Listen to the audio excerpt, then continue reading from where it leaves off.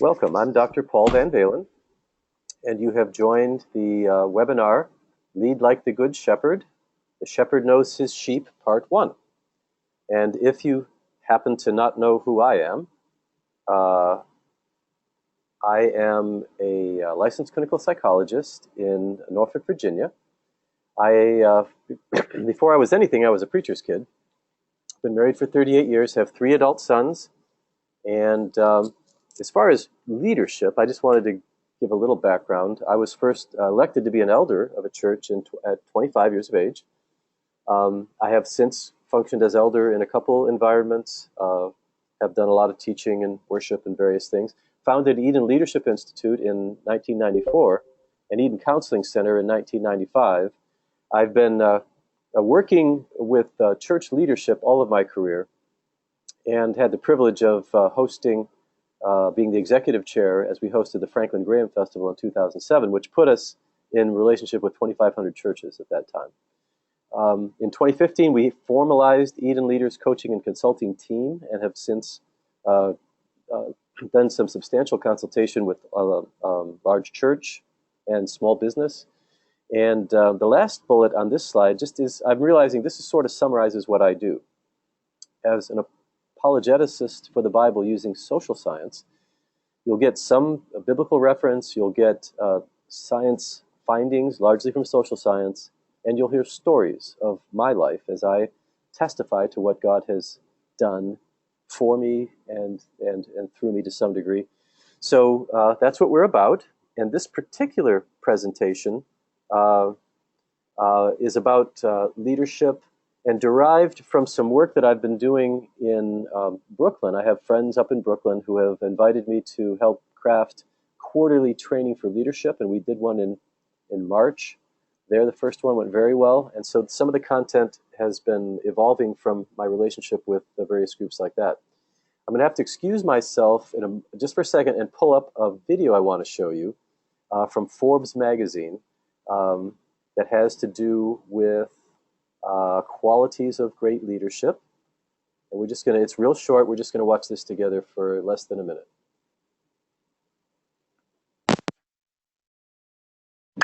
Delegation is a key part of being a leader. Once you finesse your vision, learn to trust your team. Communication is essential. Be authentic and create a connection with your team. Be succinct and speak directly when giving instructions. A good leader shows enthusiasm. Morale is linked to positivity. Instill positive energy. Try and keep an upbeat attitude. It's okay to fake it sometimes. Accountability is mandatory. Act ethically and responsibly. Keep your word and try not to make promises you can't keep. Practice these tips every day and you'll be a great leader in no time.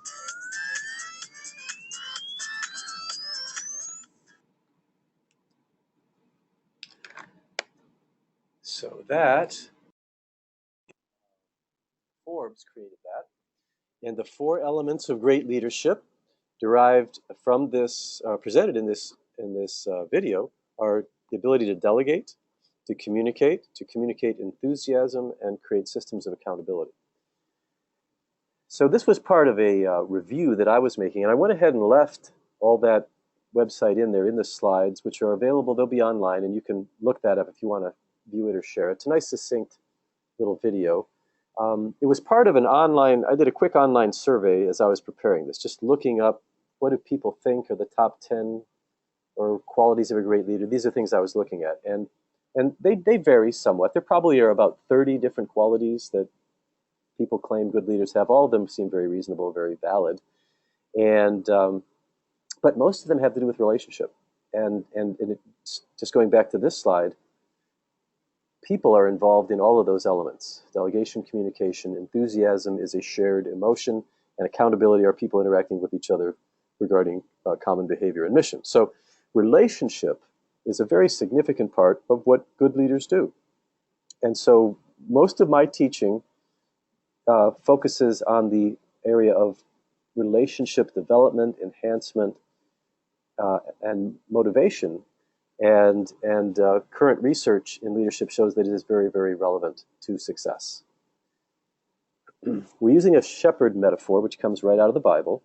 And the New Testament has 23 references to shepherding. And it is a great metaphor regarding the relationship components of leadership. That's what this is all about. And we're going to develop some of those constructs both today and in future training. This derives from a 3-hour training, and I have an hour with you today. So I'm going to do portions of this 3-hour training, kind of see where we end up at an hour, and very likely continue with more content next month in The Good Shepherd Knows His Sheep Part 2. But this metaphor was very common back then. It is less so now. So when we teach using a metaphor that is not common to life now, which is real common with biblical stuff, we have to give a little history, expand on it, and so forth. It was an extremely common metaphor in ancient literature, going all the way back to Hammurabi of Babylon, who called himself a shepherd. Homer referred to leaders as shepherds. So you have this metaphor of shepherds as leaders going way back in terms of recorded history, with the symbolism of the shepherd, the tools of the shepherd, the staff, the royal staff, like the scepter of royalty, is representation of a shepherd's rod, and the crook. If you look up ancient pharaoh depictions and hieroglyphics and writings in tombs and so forth, you'll see the pharaoh holding both a rod and a staff, both the tools of a shepherd. So this is certainly not a new idea, not even new in biblical times, a new idea of shepherds as leaders. Jesus refers to himself as the Good Shepherd in John 10. We're not going to read it today, but I would encourage you to read through it. And verses 2 through 4, 14, and 27 refer to some element of knowing the sheep and the sheep knowing me. So a number of the verses, as he's talking about what the Good Shepherd does, who the Good Shepherd is, who the sheep are, is relational. And then this metaphor of shepherd and sheep is passed on to Peter in John 21, where Peter is being confronted by the Lord. This is post-resurrection. This is after the time where Peter denied Christ 3 times. And so 3 times, Peter is asked, do you love me? And then he's being given a commission. If you love me, feed my lambs. So he's talking about a specific population here. And he says, take care of my sheep, feed my sheep.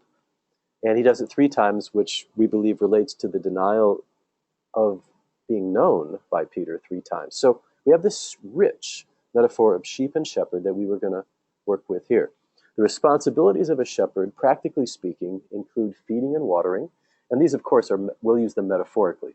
Grooming and shearing. And grooming and shearing is to present the sheep acceptable. So we have this metaphor of presenting the sheep acceptable to our Lord. Delivering lambs. I'm sorry, I have allergies. And we'll be drinking water and taking lozenges. We are told that we're having record-breaking amounts of allergic material in the air. So when I talk, I get this little cough. I apologize for that. So delivering lambs could be viewed as modern evangelism.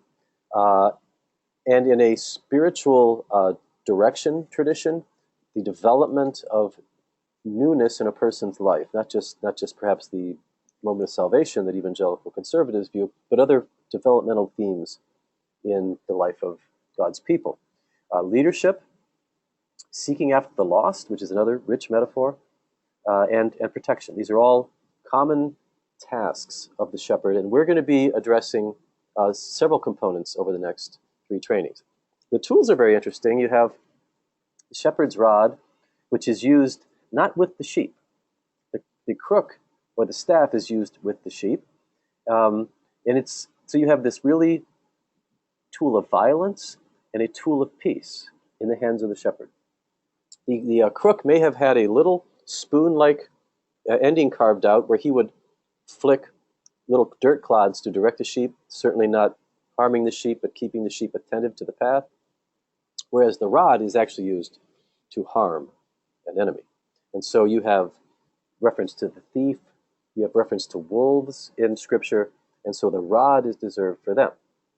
One of the reasons I mention these tools is that I do a lot of counseling and consultation and have myself felt that maybe the rod was being used on the sheep.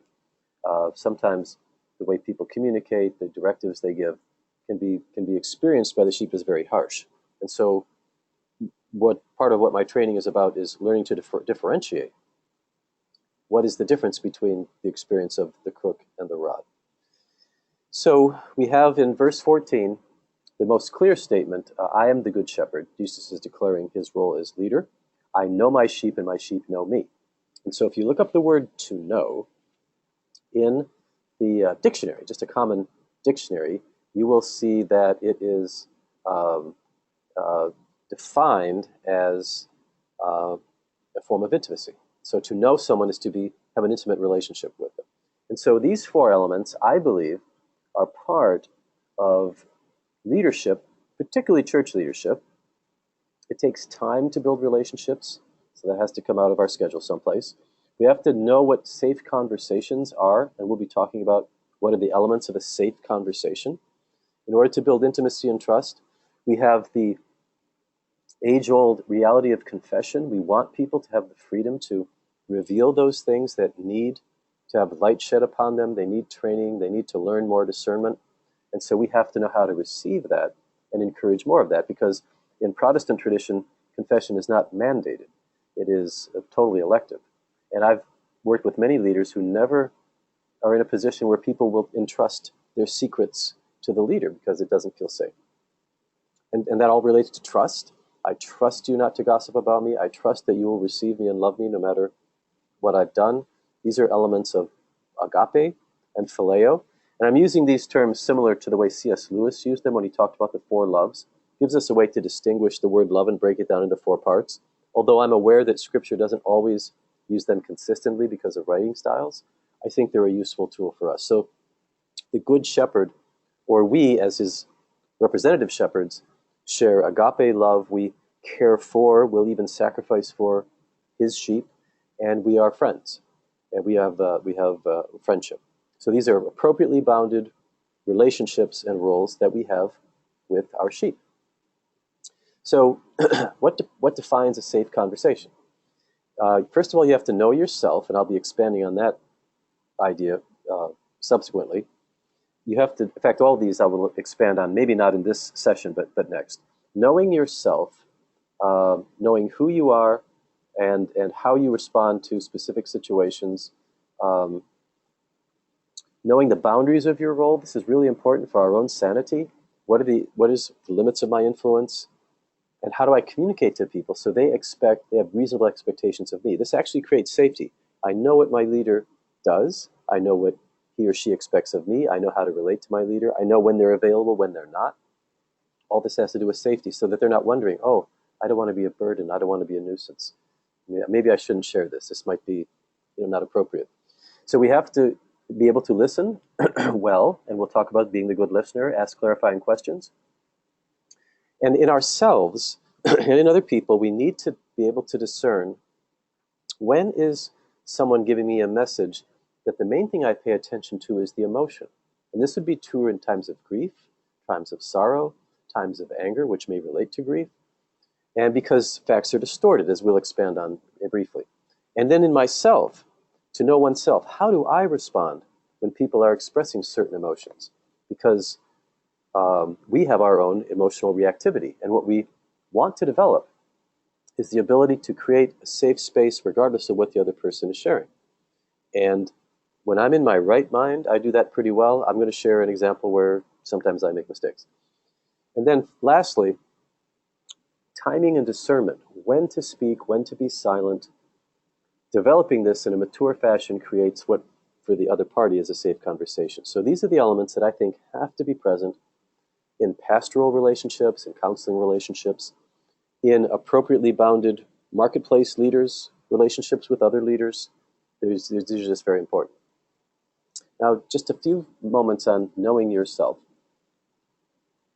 And one of the things that I often do is use actual personality measures, which we are not going to talk about today.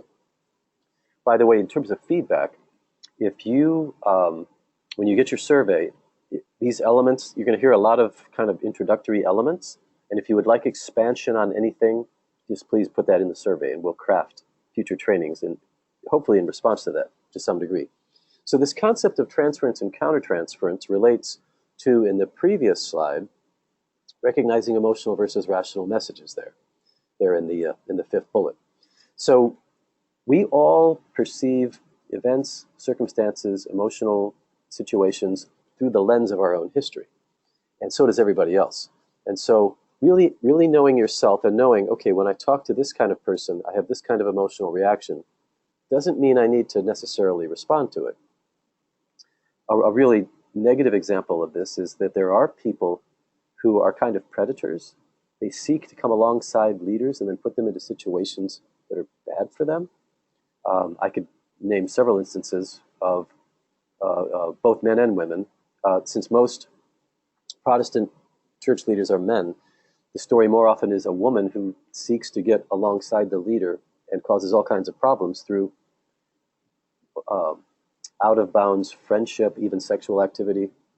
And so the wise leader, if a woman is appearing overly friendly, will say to himself, this probably isn't about me. There's probably something broken in this person's life. And my job is to remain calm, appropriate in my dealings, and let her figure out what it is that's going on in her life, rather than, oh, somebody really likes me. I'm feeling lonely. I'm having problems with my wife. I think I will engage this person in a little harmless friendship activity. Perhaps we'll go off and do something together. So this transference and countertransference needs to be understood to keep us safe and to keep the sheep safe. It's good to know our personality strengths and weaknesses. I am not a relational guy. I am a mission-oriented, fact-finding, I'm a sort of a natural scientist kind of guy.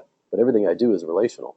And so it is wise for me to understand how people will perceive me and, grow where I can, change where I can, soften the edges where I can, but also have in my team other people that make up for what I don't have. So this is just good leadership. It's necessary for appropriate delegation. How do I communicate to you? How do you perceive me? What can I change so that you perceive me more accurately? What can we work together with to navigate our relationship? This all requires understanding of strengths and weaknesses, both in terms of personality and leadership skills. I'm not a real tightly organized person. I'm a visionary. So I need people in my staff that really are well organized and can keep me on task sometimes. And so to do that, going down to the bullet, feedback and accountability, there's a really good book called The Gift of Being Yourself by David Benner. I have it in the resources in the last slide.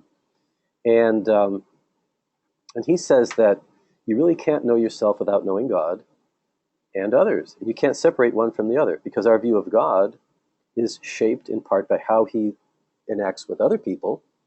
Hence, we have the biblical history, and we have the history of the modern church, and we have friends and relationships in our own world. He says you can't separate them. So knowing yourself means that you have other people in your world that give you feedback, accountability. And then lastly, the three things that I tell every leader they have to manage, including me: you have to manage your anger, you have to manage your anxiety, and you have to manage your addiction. So it's the AAA model of how to be a good leader relationally.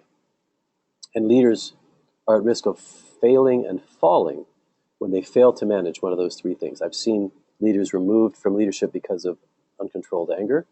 I've seen leaders become self-disqualified because their anxieties led to bad choices in any number of things. If you have fear of looking bad, you hire incompetent people around you. And then addiction has many forms in which it creates significant problems. So we're going to focus on anger for a minute. This is content that will appear familiar to people who have been through the 4-session marriage counseling. I make reference to it often when I'm talking about any kind of relationship. In fact, all the content that I work with has been evolving over the last 30 years.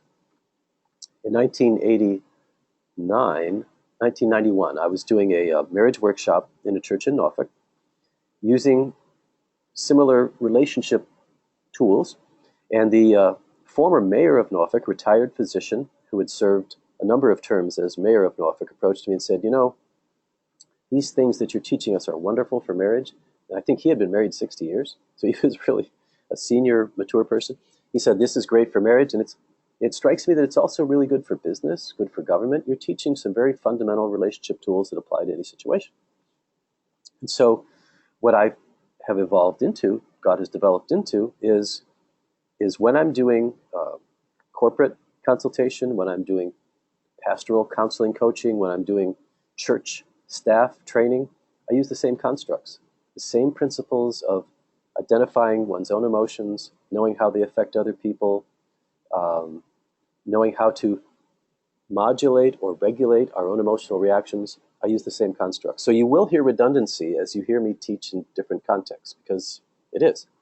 So this scale, going 1 from 10, is just levels of anger expression, with death being the most severe and unobservable irritation being the lower part. And so I use these 10 points to ask people, how intense does your anger get? How often does it get there? And the goal is to manage ourselves so that we are rarely above a 5. And we know what to do if we do get above a 5. Now, I actually know people who function in that zone all the time. They're very mature. They're probably not wired as hot as me in terms of emotional reactivity, and I admire them very much. Um, I can tell you I'm not always expressing under a 5, but in my relationships, we craft ways to give feedback and adjust so that don't remain in a state above a 5. And so what's happening is 5 and below, the prefrontal part of your brain, this part that is the well-developed part of the human brain, right behind the eyes, is on, active. It is feeding on sugars. It is being oxygenated. Blood is flowing there for self-control, problem solving, and creative thinking, which is all part of relational sophistication. Emotional intelligence requires this kind of activity. And under strong emotions, the emotional centers take over, and we think differently, we speak differently, and we behave differently. This is expanded in 4-session marriage counseling, for those of you that want to review those teachings or have been through it, including these simple graphs, which simply show rapid elevation, two people arguing, taking a break, but not a planned break, and returning in a state of argument. And this is relationally destructive in any environment. And this is intended to show a gentle startup to the left of the graph, helping people prepare for a discussion. In this particular example, we remain, emotion can be expressed, but it's safe. And then we bring things down to a gentle place, so we depart peacefully. And then this represents a planned timeout where you say to a colleague, I feel this is getting a bit intense. Why don't we just take a break? Let's just calm down, come back together with cooler heads, and let's work on problem solving. So the timeout, gentle startup, take a break because things are getting too intense, either internally, which is the place to take a break. I'm starting to feel really frustrated. How about if we take a break? Or externally, if a person's out of bounds and you say, we need to take a break. So this is a planned timeout where people calm themselves down, they come back together. So my point in this rather rapid introduction is to show that we can identify our own emotions and the emotions of others, and we can have constructive responses regardless of the intensity. That's the goal. There are things that we get into which are truly, I call them landmines. They are somewhat devastating to the relationship, the way they're managed. Not that they exist. And so we don't always know in another person where landmines are, but we can see evidence of it. And if we're aware of these realities and we're paying attention, we know somebody and suddenly they're behaving differently. We notice that, we pay attention to that, and we think through, so what's happening here? Why is John responding so intensely? And I may know enough about John to understand it, or I may be able to engage John in an understanding of it, or I may be in a position of authority, particularly in the marketplace, where it may not be appropriate to even inquire, what's going on, John, but we may say, so in a performance-based relationship, it is very appropriate to say to John, this is out of bounds. It's up to you to figure out how to get it back into bounds. And it may suggest resources, but I need you to manage this. So that's a more supervisory, authoritative kind of way of responding, but still calmly, directive, speaking the truth. All these things can take place even when people are kind of out of bounds with their emotional expression. So every now and then I don't do well. So I usually find that my worst stories are my best stories. And what people tend to recommend after one of these presentations are the bad stories. So here's a bad story. I had invited a staff person to a meeting who really had made some bad choices. And I was struggling because he didn't seem to want to acknowledge that he'd made bad choices. But they were bad enough that I consulted with my legal advisor and invited him to discuss with his legal advisor. And when we came together for a meeting, I found it not very satisfying, his conclusion and his plan. So I had written out a kind of a rehabilitative plan or a recovery plan or a remediation plan. And it involved some things that I knew would cost him time and money. And I didn't expect him to be fully happy with it. So, so here's, I didn't fully prepare myself for his emotional reaction. I acknowledged his emotions. So I appropriately said to him, look, I can see this is kind of upsetting to you. Um, I can see you're not happy with this. You want to tell me what you're experiencing? And he responded to my invitation. And he said to me, I'm mad. I don't like this. I don't like this. And then he began sort of minimizing his involvement in this and sort of portraying himself as victimized. And I got mad. And instead of saying to myself, I got out of my right mind. Instead of saying to myself, he's having an emotional expression, I really shouldn't respond to the facts of what he's saying. I invited him to share his thoughts and feelings with me. I should have treated it with respect and then helped him calm down so that we could get to the facts. But what he was saying, I got mad and I responded in anger. And it was very, very brief. I said something to the effect that what he's saying is totally unacceptable. He has to find a way to, I kind of lectured him real short. This is like 20 seconds. Then I stopped, caught myself, and realized, okay, I blew it. I created a negative moment from his perspective, so intense that it may be difficult to recover from. People aren't used to seeing me express my anger directly. I just don't do that in my professional role. My wife sees that, but not other people as much. So I had blown it. I apologized for blowing it. I even explained to him what I had failed to do. That I actually talked about the things I'm talking about here, what I had failed to do, and he and I seem, we've kind of recovered. It's worked out okay. We're working together. It's going to work out. But I just wanted to share that we can. It doesn't take much for us to fail to do the things we know how. Even we know how to do, and we've practiced them for years. And I see that as part of the struggle between the flesh and the spirit that Paul writes about. The good that I want to do, I don't do. The bad that I want to do, I still do. And that was one of those moments. The immaturity that still exists within my emotional development manifests itself for a few seconds with possible dire consequences. So we practice. Once you have a concept, so I use these constructs. I think in terms of what am I saying? Am I dealing with an emotional message? In a few minutes or next session, I'll talk about the simple listening acronym that I use. And that's cognitive with me. I'm thinking, am I echoing? Am I validating? Am I empathizing? Is this a landmine? So I'm a thinker, so I'm processing this at a cognitive level, which works for me. It's actually harder for feelers who process things at the emotional level. It is harder for them to be aware of what they actually have to engage their thinkers more than they are naturally wired for. So 60% of the population are feelers, 40% are thinkers. I'm not saying one is better than another. I talk about my weaknesses freely as a thinker, but in this particular thing, the ability to sort of see, analyze, assess, and respond to, thinkers have a bit of an edge because they more easily can be objective about their feelings. They tend to dwell more in the thought world. So feelers have to figure out how to engage their thinker to be able to assess, because the feelings are more powerful for a feeler and they define reality. So if I'm, so this is a true story. A former partner of mine who was hardcore feeler, we would have meetings, and as we were forming Eden, back then it was Eden Counseling Center, we would talk about how we would solve problems. And there were three partners. I had sort of a democratic approach and believed in the capacity for people to function in unity so that for big decisions it should always be unanimous.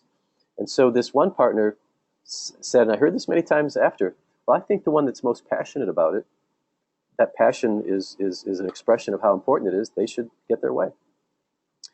And I foresaw all kinds of mess with that, so we didn't go that route. But that's just an example of someone who's emotional. They're really in touch with their emotions. Their emotions are really, really meaningful and define value. And I'm saying that we can't do that. We have to be able to define value through other means. So the capacity to know how we're communicating, who we're communicating with, accurately perceive what they're perceiving, and keep things safe emotionally for them. I failed to keep things safe emotionally for my colleague. I'm working to rebuild that. You lose ground, you lose trust, you lose credibility. When I step out of my proper role as leader, the trust thing sometimes never is rebuilt. And people will remember negative experiences to a degree of 20 times more powerfully than positive. And if they're negative enough, it obliterates any positive history. So I don't think this was that bad. But I am consciously working to build positive overlay over the negative experience we had. So those are landmines. In my 4-session marriage counseling is a procedure called brainstorming. And I want to tell a story about an ongoing consultation.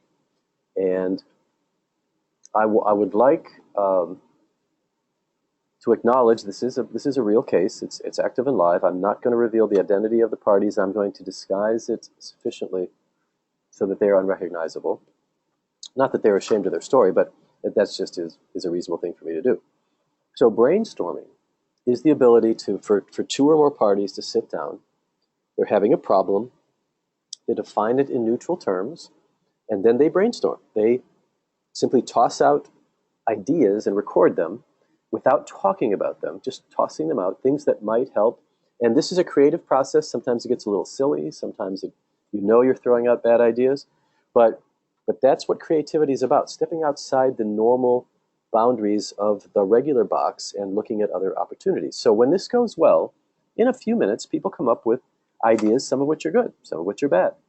Then I take them through a voting process of good, bad, and we just eliminate anything anybody thinks is a bad idea because it's a point of contention. My goal is to get a team, whether it's a husband and wife, mother and child, pastor and staff, corporate leader and team, to function, build positive communication, positive contexts in which to solve problems. And with the exception of one time in hundreds of these, there's always agreement. And so people always find a place to start. And so there's no discussion during voting even, but then we have before us a list of items in which there is agreement, and then we select the place to start.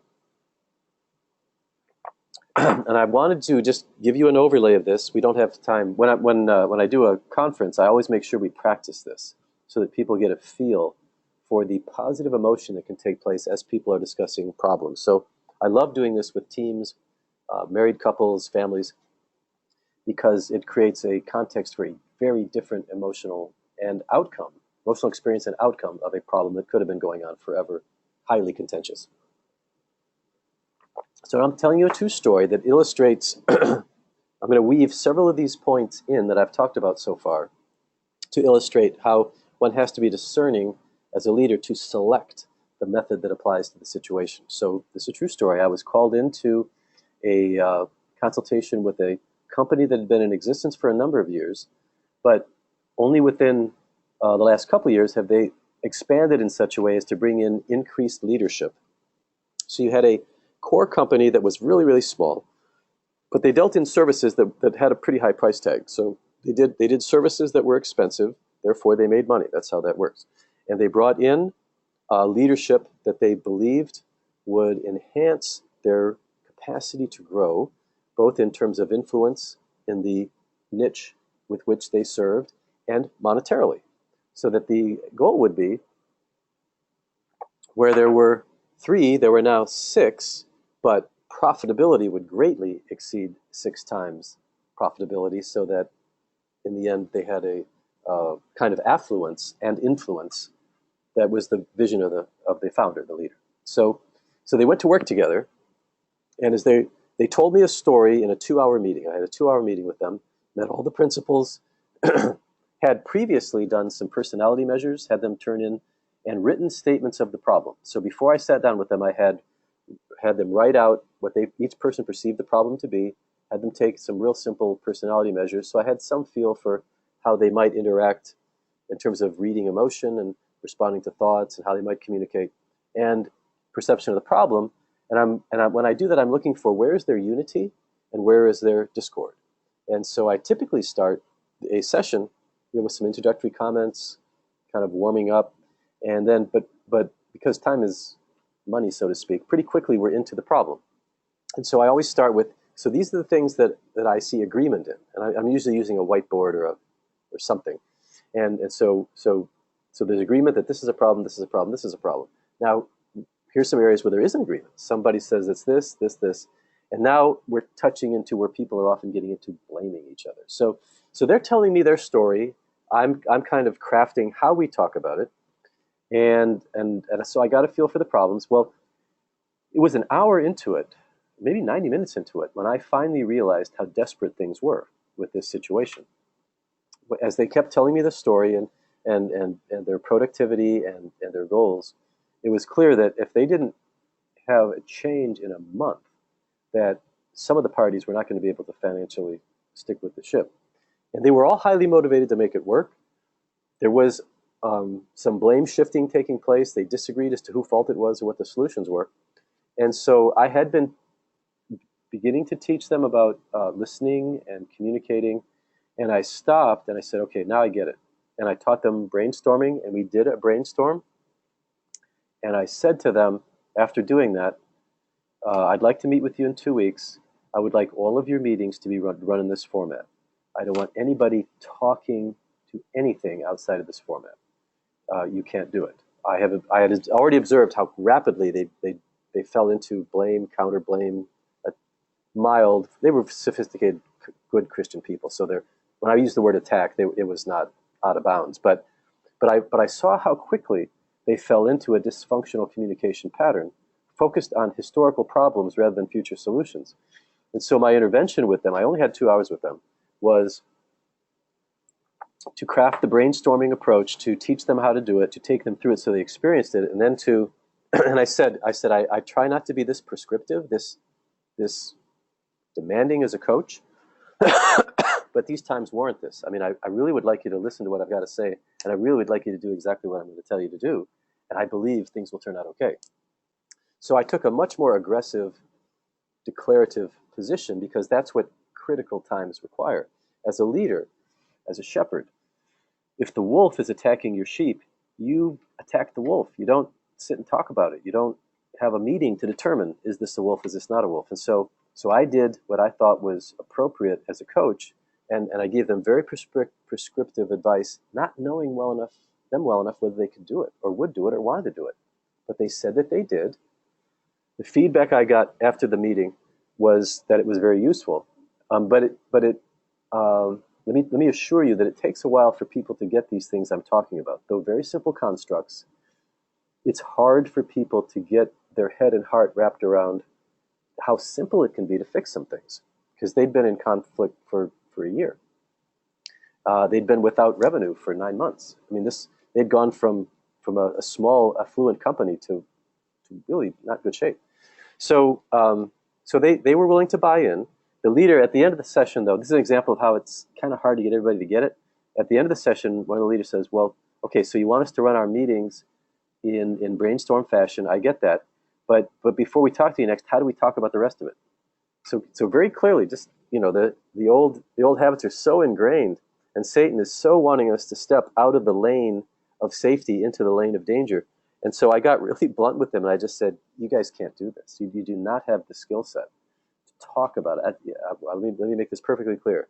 I don't want any discussion outside of the brainstorm format. I think you'll see, just as you did here, you will have action steps. And if you guys just do a brainstorm and implement, I think things will be fine. If you choose to converse, because we haven't been able to develop this capacity yet with you all, I can't tell you what you'll get. I think it'll be really bad. So these were highly motivated leaders, highly successful, histories of high success. So they were really competent people. And I'm using them because they're like the poster children for success. I met with them 2 weeks later, and it was remarkable. They were delighted, which made me delighted. They had moved from they have a formula for what would lead to success, and they were just totally stuck at a very important point in terms of developing their clientele. And they had clearly moved to a rate of engagement with their clients that was going to guarantee success in 2 weeks. But it actually began that afternoon. I mean, they had the capacity to listen, to comply, and to direct themselves. And so I've been in relationship now with them for several months. They are, I'm pleased and astounded with what God is doing through them, given their skill set, given their capacity, and because they're in the world of business, the expectation of that in this year they will exceed their expectations, whereas just a few months ago they were afraid they would have to totally realign themselves. So why am I telling you this story? It's a good story. If you've done much consulting, you know that not everybody does what you ask them to do because they either don't believe it or you've kind of got it wrong. But in this case, it was exactly what they needed to do. They were able to do it. And I'm telling you this story because it illustrates how emotional management is a huge part of relationship management. And when people are struggling with their anger, which is the key emotion here, so that we're not, and their anxiety. So fear was driving the anger, and sometimes those are two sides of the same coin. When somebody is angry, I often want to know, so what are they afraid of? What's driving this? Or vice versa. If I know what their fears are, I know what will trigger an angry response. So these folks they were compliant, essentially obedient. They worked really hard to contain discussion to content that either they knew they could handle or they brainstormed. And we have more work to do because they want to be able to develop spontaneous communication, a different way of doing that, and they will. They're showing me this. So I'm just going to flip back on the slides real quick to show what I'm illustrating. Um, it's this capacity to function intentionally with the prefrontal lobe on that manifests self-control, problem solving, and creating thinking. That's what the brainstorm model does. It actually keeps the limbic system out. Now we know that there is necessity for empathy, and we're going to talk about that. Probably not today, but I've got a couple little videos that I'll show, and we'll talk about those sharing the emotions constructively within an organization.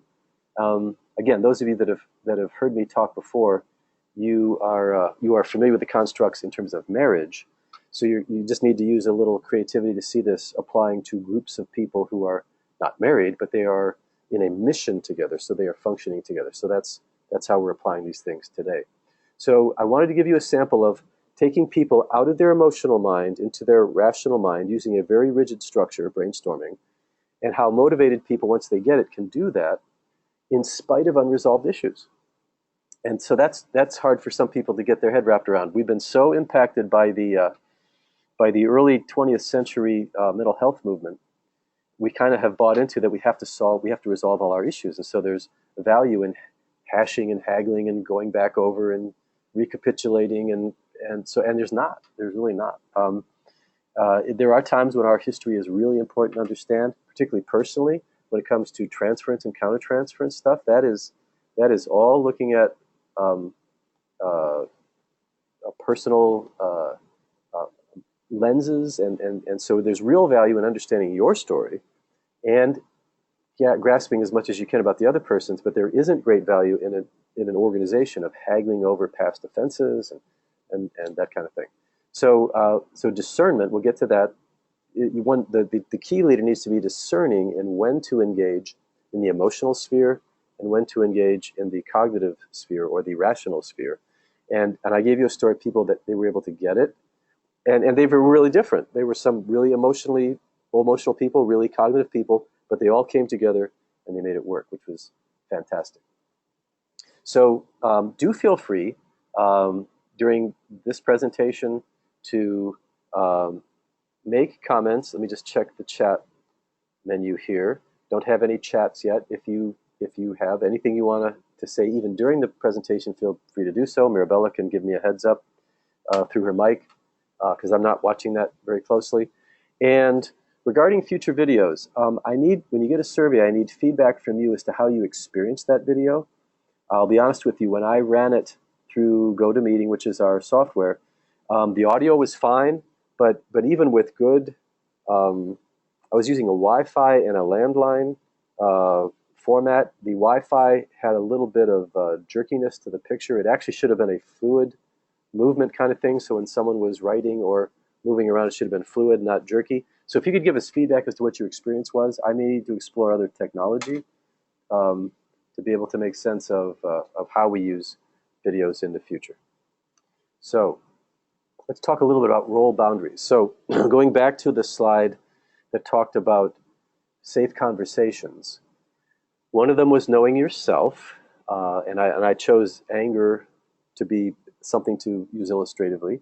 The other is knowing your role, and that if you know your role well and can communicate your role well, people will feel safe. That's just a fact. This is true of children. This is a human development issue.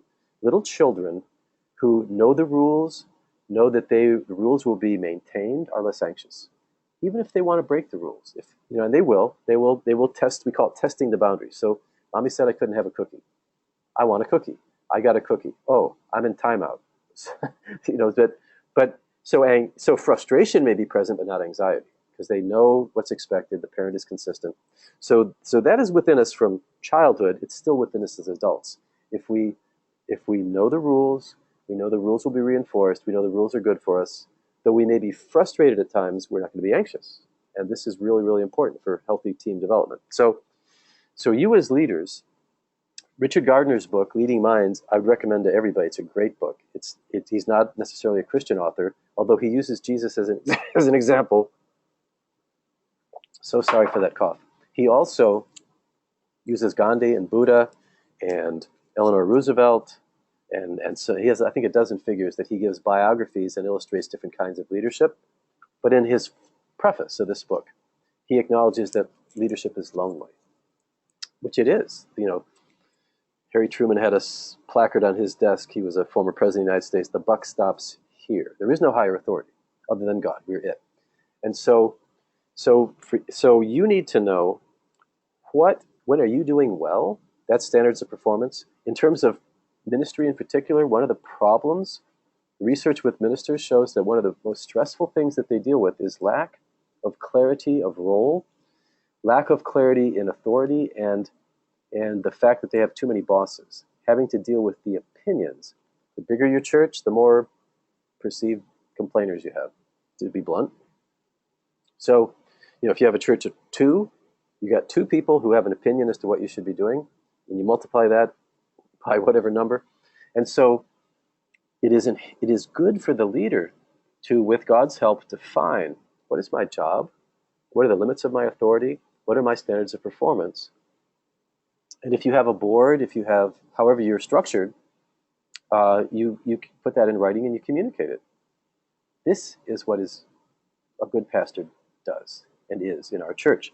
This would apply to marketplace leaders as well, those of you that run companies. What is the role from top down? What is the role? What is the function? Where does one go for complaint?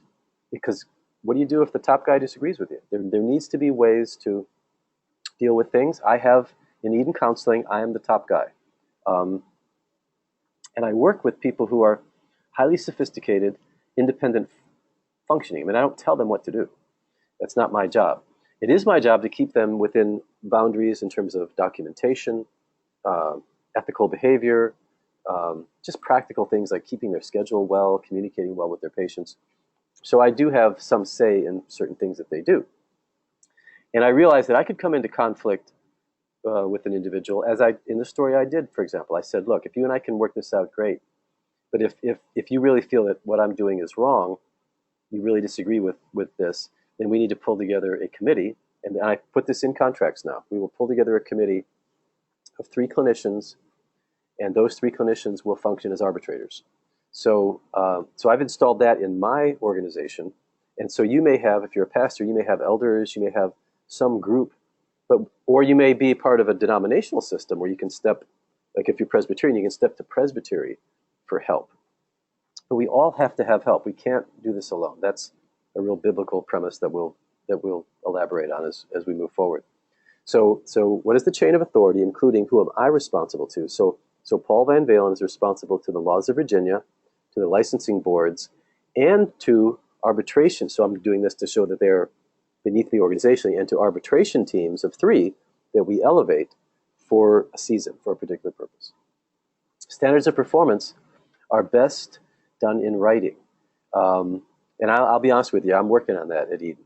We've been kicking this around for years. I had Dick Hornbeck come in, who he's a previous vice president with a large pharmaceutical company in the Northeast, and so he functions as a consultant. And we had him do training. So I have his training. I know how to do it. We're working on it. My hope is that by the time we finish this series, I will be able to declare to you, everybody in my organization has standards of performance that are crystal clear. We have a system of review. But I have to give a little bit of confession. I know how to do it, and we're working on it. But I absolutely believe that with a clear job description, clear standards of performance, we're reducing anxiety, and people feel safer. They know where to go if they're having a problem. They know with whom they can communicate their concerns safely without fear of reprisal. And so this is another thing to communicate. I tell everybody, behind closed doors, we can talk about anything. You can express any complaint, any concern you want. I may disagree, we may argue, and that's fine. But publicly, I need you to not undermine my authority. I need you to, and so I tell this to my top leaders. I tell this through the whole organization, and and uh, and that's just consistent with my view of being of modeling a system of respect. We have four core values: respect for everyone, upstanding services, stewardship always, and honor God in all things. And so this disrespect just isn't allowed. So I communicate the context in which you can have safe conversations, and they'll remain safe. There'll be no reprisal, no retribution. But if you misbehave, yeah, that's a whole nother matter. That's putting things out there. So standards of performance, and if you want me to expand on this, I can, simply states observable, measurable criterion that show that you're doing a good job. So in the world of therapy, honestly, I don't know what takes place behind a closed door. I don't know who a good counselor is or not a good counselor unless I actually watch them work, which we don't do. It's a private kind of thing. But I can look at things like numbers of complaints, numbers of compliments. We can survey our patients. They can tell us what they think, what their experience is. I can review notes if I choose to and look at documentation of progress. There are things I can do, and so we're crafting these as we speak to make this a safe place for people to work. Um, I have time to address this issue, I think, and then we'll probably stop.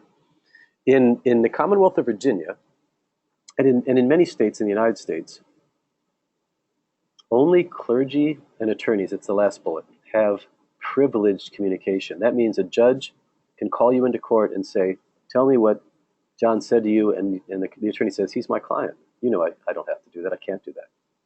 And the judge will say, oh, you're right. I shouldn't have asked you in the first place. Now, as a counselor, I don't have that. In Virginia, counselors can be called to testify about the nature of their work. Now, if I can argue my case to the judge, I can say, look, here's why I don't think I should reveal this. This is a minor. His parents have proven to be abusive. If I tell you this, the parents know this, bad will come. But it's the judge that will decide whether that's reasonable or not. So I've taken this model of limits of confidentiality and just apply it everywhere so that it's negotiated. So, for example, here's something that I've learned. People come to me and say, I need to tell you something, I need you to keep a secret. Well, I don't know what it is. So I say, if you'll have to decide whether you're willing to trust my judgment as to whether I'll keep it a secret before you tell me anything. I don't promise to keep secrets that I don't know what they're about. Therefore, it's somewhat challenging to deal with me because it's not a secret as soon as you tell me. So you'll have to, and so some people say, thank you, and they walk away. They don't want me to be able to decide whether or not they tell me these things. This relates to staff, family, not my nuclear family so much, but extended family. I've had these conversations. Friends, colleagues, people who are just sort of wanting to confide in me because they know I'm a counselor, and that's always my line. So the limits of confidentiality I believe in, we define what they are, and so here's what limits of confidentiality means. Who will I share this with? What will I share with them? Under what kind of context? And so I use the metaphor of fences. So we define what the boundaries are. It's as if putting a fence around this information, and we'll only let in certain people. We have a little gate, and so we define what is, so you know what's safe to talk to me about. And if you don't feel safe talking to me about it, don't. My life goes on, your life goes on, it's fine. And so this kind of safety, we're back to, this is a metaphor for safe conversations, building fences around information, and it creates trust. So when I tell you I'm going to do something and I do it, and you see it over and over and over. Now we're building a trusting relationship. I want to have that with my family. I want to have that in my organization. I want to have that with all of the leaders that I know that just share life and confidences and that sort of thing. And God has been very good to me. I have a good reputation in terms of confidence. I no longer am surprised when I meet a leader and he sits down and just, or she sits down, they just lay it out. Here's what's going on in my life. And here's what I do. I stop them and say, okay, I really appreciate your trust in me. One thing I always do is try to define what I call the limits of confidentiality. And so I want to let you know that this conversation, the content seems to me something that you want to define that way. So I won't share it with anybody unless, and this is always part of it, unless I view that someone would come to physical harm in some way as a result of this. So I think you can, as long as you're not going to tell me something like that, let's talk. I'll be happy to keep it safe. So I will always break confidence if I believe someone is going to be physically harmed. So issues of homicide, suicide, violence. I will sometimes break confidence regarding illegal drug use if I think it's going to cause permanent harm. I don't feel obligated to be the police person for all the other rules in the world. So I don't, if someone's, I deal with lots of leaders who are misbehaving in serious ways, and they're going to have consequences for it, but I keep that to myself unless I judge that it is to the place of we're going to lose life or limb. So in your role, you are privileged to define the limits of confidentiality. If you are clergy and where you work, that's normal, that clergy, including pastors, it's expected legally to give confidence. You then still have to declare what role you are functioning in. Are you talking to me as your pastor? Okay, then privileged communication exists. Are you talking to me as your friend? Are you talking to me as your biological brother? Are you talking to me, because well, it's easy for me to try to practice limits of confidentiality everywhere. If I had privileged communication, that would be harder. I would need to have different kind of ways of talking about that. So those of you that are clergy, that are attorneys, or if you're in an environment where that does exist, you'll have to craft. I'd be happy to hear from you how you introduce that, how to introduce when you have privileged communication and when you do not. I would be happy to hear the wording for that, because I tend to steal other people's ideas and use them, and I'm hoping you're doing the same thing with what we're doing here. So we all know that Scripture speaks really against gossip, and so to link this all together before we run out of time, the Good Shepherd knows his sheep, and to know someone, you have to be able to hear from them in a way that for them it's perceived as safe, which includes rules, accountability, limits of confidentiality. If they're employed by you as either a volunteer, I didn't mention that. I believe standards of performance should be crafted for volunteers as well as paid staff. It really helps morale tremendously and helps all around. And again, we can expand on that if that's of interest to you. So all these things comprise safety in which one can be known. And without these elements present, I don't think you can know somebody. They will remain defensive, hidden. They won't trust. And I always assume that people have a history already of having dealt with a leader who was not trustworthy. So it's my job to go the extra mile and create an environment where there is all of these things, these safety measures in place. So we're wrapping up now. If any of you have a question you'd like to ask, if you want to quickly, send a chat out, we can respond to it in the closing minutes. So you do that by just opening chat, typing in type message here, and sending it forward. You'll be getting a survey very soon. Really, please do fill out the survey. It really helps us understand what is useful, what is not. Do comment on the quality of the video that you observed, whether it was acceptable or not, because there are some more little short ones I'd like to show. They're kind of fun, illustrative kinds of things. And so we'll continue with part 2 of the Good Shepherd. Lead like the Good Shepherd. The Good Shepherd knows his sheep, part 2, and we'll be expanding on some of the elements that I introduced under Safe Conversation. So that's what we're going to do next month. Some of the material will be, you'll have seen before if you've done my other training. And I'm hoping that redundancy actually is useful so you can see its application and hear some stories about how that moves along. So What I'd like to do is close in prayer, if you don't mind. So, Heavenly Father, I pray that you bless those that are listening. You bless their work, their home, their family, their friendships, their health, and that you continue to provide opportunity for us to communicate and build and strengthen our relationships together. Pray this in Jesus' name. Amen. God bless. Uh, take care. We will be posting this, and you will have access to it very soon. So take care.